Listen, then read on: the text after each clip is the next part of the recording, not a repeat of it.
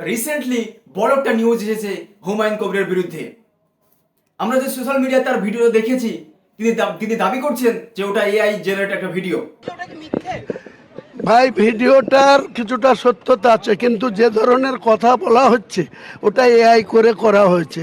আমি আমার ফ্ল্যাটে বসে কার সাথে কথা বলেছি, যদি কিন্তু বরঞ্চ এর আসল রহস্য কি? ভিডিও ভেরিফিকেশনে পাঠানো হয়েছিল, সেখানে সেটা তদন্ত করার জন্য ওটা কি আসলে সত্যি কি এআই জেনারেট ভিডিও নাকি বাস্তব সত্য, সেটা জানা গেছে।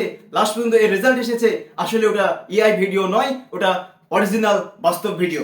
সুতরাং হুমায়ুন কবির যে দাবি করছে, মিথ্যা দাবি দিচ্ছেন যে ওটা এআই জেনারেট ভিডিও, তার বিপক্ষের দলগুলো তাকে বদনাম করার জন্য তার বিরুদ্ধে এরকম চক্রান্ত করেছেন। তিনি যে এই দাবি নিয়েছেন, এই দাবিটা পুরোপুরি মিথ্যা। সুতরাং ওই ভিডিওটা সম্পূর্ণ সত্য, ওটা ওনারই ভিডিও, ওটা কোনো এআই জেনারেট ভিডিও নয়। সুতরাং আমরা বুঝতে পারছি যে হুমায়ুন কবির মুসলিম জাতির সঙ্গে, মুসলিমদের সঙ্গে তাদের অনুভূতি নিয়ে, তাদের ধর্মীয় ভালোবাসার মানুষগুলোকে নিয়ে তারা খেলা খেলছে।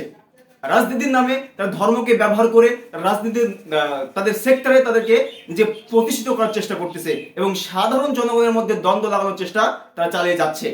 সুতরাং আমরা বুঝতে পারছি যে এই ভিডিওটা আসলে কোনো এআই জেনারেট ভিডিও নয়, এটা বাস্তব সত্য। সুতরাং আমরা হুমায়ুনের বাস্তব মুখোশ আমরা দেখতে পেয়েছি।